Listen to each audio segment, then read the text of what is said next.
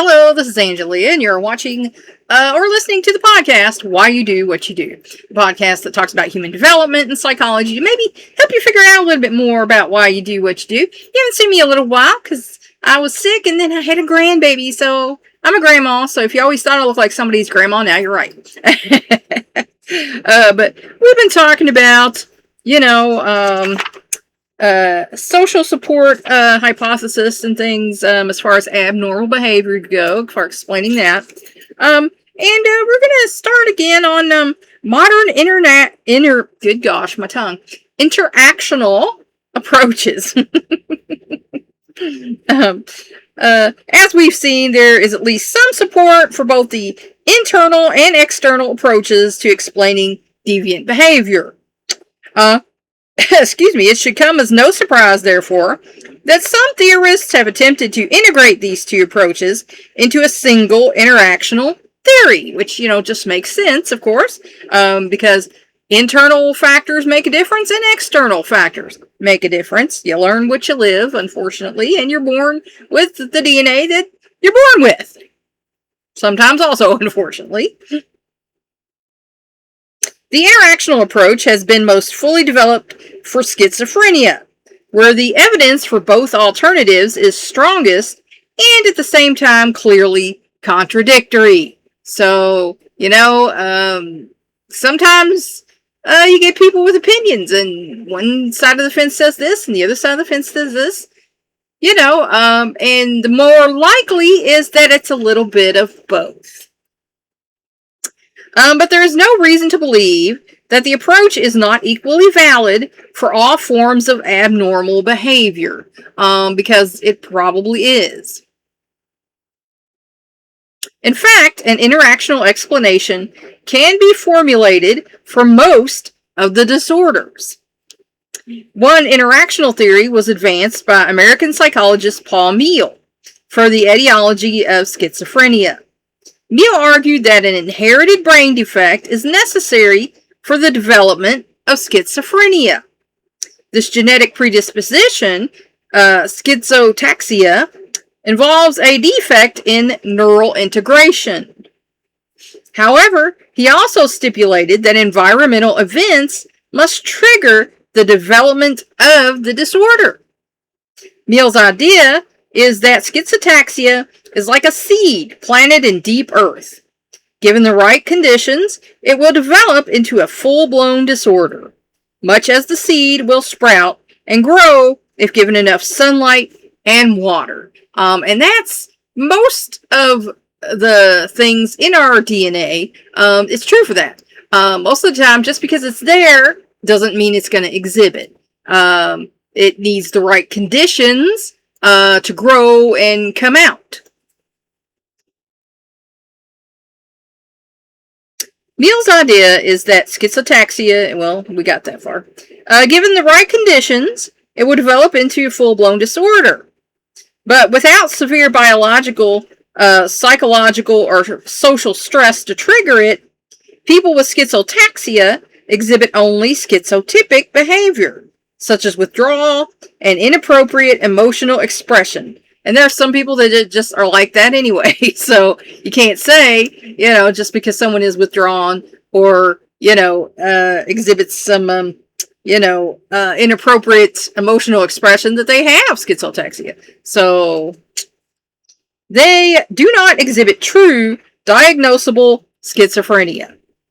A somewhat different view is that the genetic predisposition to any mental disorder can range from weak to strong, as can be external stressors, such as, if your parents were, say, bipolar, that doesn't necessarily mean you'll be bipolar. You need to be, have that genetic predisposition, and then the, life situation has to trigger that seed to grow, and, take over your life. But you can have intervention and medication and different things to stop that so that you aren't like that. So, that's why I say take care of your mental health, folks, because it does matter. If you want to have successful relationships, healthy relationships with other people, then you need to take care of your mental and emotional health. It's only going to benefit you. Take out the garbage, and get yourself sorted out. In other words, when the combinations of factors cross some threshold, the clinically detectable form of abnormal behavior is the Diathesis-Stress model. A diathesis is a predisposing biological factor, usually hereditary. The stress can again be biological or psychosocial. With a strong diathesis, even a modest amount of stress can precipitate the disorder. With a weak diathesis, only a long series of strong and diverse stressors, possibly one cataclysmic event, will elicit the clinical form. There is a somewhat more complex interactional view, the transactional approach. This involves a never-ending spiral of interacting external and internal events. Because, some people's lives are more stressful than others. Some people have this coast through life, and other people have just one after another thing knocking them down. So, the easier person with the easier life might not develop a hereditary disorder, whereas the person who keeps getting their booty kicked throughout time might. So, For example, the hereditary predisposition produces a young boy who is a little different, perhaps quiet and withdrawn, a dreamer whose fantasy life is quite vivid and real. Other children cannot participate in the dreams, and they reject this slightly peculiar child. Their rejection further inhibits him, and he withdraws more. Clearly, his chances of developing adequate social skills are extremely limited. Without the appropriate social skills, he will never develop adequate peer relationships at any growth stage. In addition, his somewhat peculiar personality, combined with low social skills, will make it difficult to find and keep a fundamental part of adult independence, a responsible job. Alone and unable to take care of himself, he finally retreats completely. The result is a mental disorder. In the final analysis, we believe that some type of interactional theory is probably the most likely explanation of how abnormal behavior develops. Almost daily, new discoveries indicate ever more clearly how the brain functions, and that there is a unity between mind and body. Because, your brain is an encased, convoluted thing with all these folds and everything, and, we can't see thoughts. We can't see emotions. We can see how they're expressed. But if you, were to look into somebody's brain, you got no clue. Whereas it's a little easier with other things. Because you have a psyche, a mental you that lives inside that brain, and we can't see it. So, whatever is evidenced is what you just have to go by to see what's going on in there.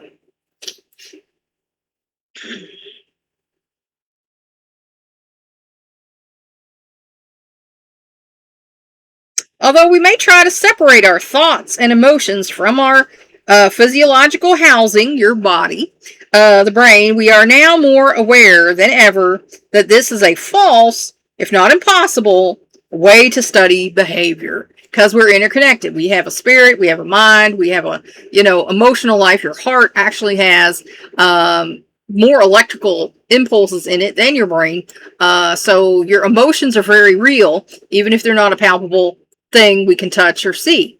And you have a physical body. So all these things interact to make you you.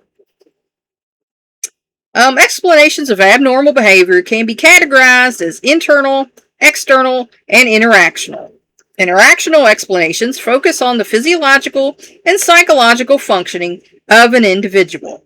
External theories focus on outside forces, and that would be like the way you were raised, the people you hang around with in school and in your neighborhood and everything, how you grew up, your culture. So these things all affect who you are. Interactional explanations combine the principles of internal and external explanations. So again, you have the DNA that you inherited from your parents, and then you have the way society has affected you. And these things work together to make you who you are, whether that's, sometimes problematic or not.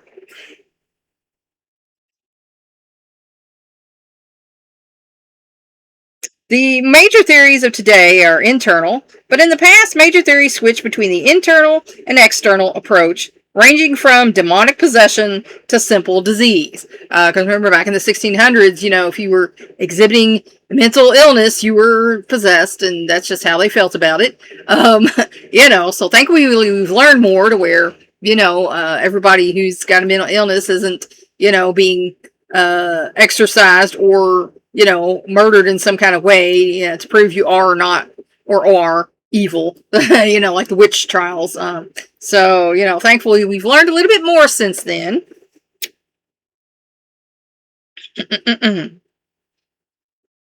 Hippocrates was a major influence on a more rational view of abnormal behavior, but his ideas were to be replaced by the more superstitious attitudes of the Middle Ages. So, see, our Greek guys, they were learning this stuff, figuring this stuff out, and then, because there were wars and, different factions of the world took over this part or the other part, so that all got knocked to the side. And of course, then we had the Middle Ages, the Dark Ages, where, people were just as superstitious as ever. So that science of the early Greeks and Romans got kind of pushed to the wayside for the more superstitious beliefs of the populace. The Age of Enlightenment saw many new scientific advances and a return to more rational explanations of psychopathology. Like I said, they started realizing, yeah, maybe not everybody's, possessed or, evil or whatever. Maybe there's a problem going on here. The disease model, in particular, was favored, which set the stage for the dispute between biogenic and psychogenic theories. Because again, some people say it's all biology. It's all a problem of biology, the health, the brain, etc. And then some people are like, no, it's all, the brain and what's going on in the brain. But the truth is, more likely, it's both things. There is some support for various biogenic views, especially the genetic and biochemical theories. Because, again, you do inherit your genetic makeup from your parents. So there is something to that. And again, your body is physically what it is. So there can be, stressors and things to your body that kick in, this, inherited problem that you might end up with. However, there is also support for the various psychogenic theories that become prominent after the work of Sigmund Freud was popularized. Because let's face it, Sigmund Freud was the first guy to do, the talking cure, as he called it, psychoanalysis, and he figured out that, people will tell you stuff. You sit there and talk about what's your problem, what's your relationship with your mom, your dad, whatever. That's usually where it starts. And, they can start to see a pattern in your life. They can start to see where things derailed, where your train of thought derailed and went somewhere that maybe it shouldn't have went. And, also unburdens you. Take the garbage out, as I call it. Then that's a relief. It's a, relief to your soul and your mind and, your emotions. That is very helpful to person. And it helps to purge the thing that's making them mentally ill if it's mostly psychogenic. Freud advanced an intricate psychoanalytic explanation, y'all know my tongue, of the development of abnormal behavior. Like I said, he was the first guy to, sit on that couch and say, the ego has lost its ability to maintain proper balance between the mind's three facets, which are, the ego, the id, the superego. Consequently, either the id or the superego rules the personality. And that's when the ego is just like, I give up. And then you have all id, which is all impulse, all, I would call it, impulsive, uncontrolled behavior. And then you have the superego, which, wants you to be a saint. So, if the ego collapses, you're either all impulse or all control. And, neither one of those are great. Defense mechanisms such as repression usually impact normal functioning. Now, I know about some repression. There were some things that happened in my childhood that I repressed until later on. And your brain is good at this. When it thinks you're ready to remember this stuff, it'll just blurt it out one day, and then you're just like, oh my god, that did happen. How do I deal with that? How did I forget that? And usually, you might have to go to therapy and group for a few years and take out the garbage and get that sorted out. So repression is your brain's way of protecting you. At first it works, but then over time, like I said, it's going to dump it out on you when it thinks you're ready. We're in a stable enough place now. We've been running on unstable ground, but now we're in a nice stable place. And so, okay, I'm going to bring this back up for you. So it's usually a shock. And usually you need to go and talk to somebody and get some help. The ego can be so weakened that it finally collapses and loses all contact with the real world. A condition Freud called psychosis. And our, mental health facilities are full of people who they just don't live with us anymore. They're not in the real world. They're in their own little world that, only they know. So that's a shame. But it's like, we can only handle so much. And if you just keep piling on to someone to where you shatter them, sometimes they can't put their cells back together. And that's a shame, but, it does happen. Post-Freudian theorists accept many of Freud's basic premises, but most of them felt he placed too much emphasis on sexual motivation and too little on social factors. And you've heard me say that, and a lot of, psychologists and psychiatrists and counselors, that's the way they feel. It's like Freud was a little too heavy into the sex thing. It might be his own little issues there. We don't know.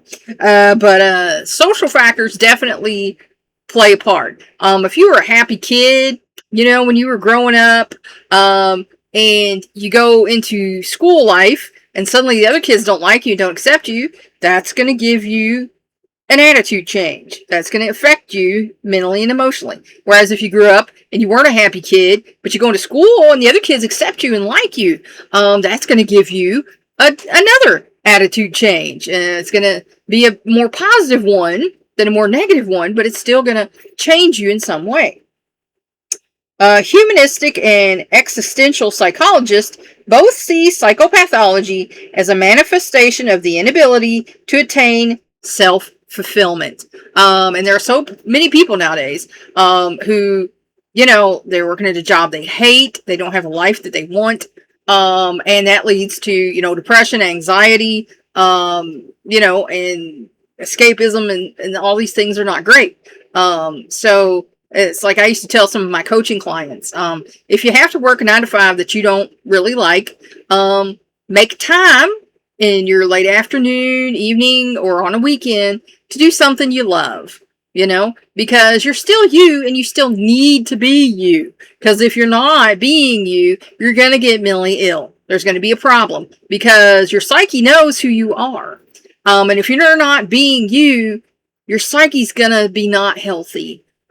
So you need to find a way to be you, either in your, afternoons, evenings, weekends, so that you feel fulfilled. Because if you are very unfulfilled all the time, that's going to create some mental health issues.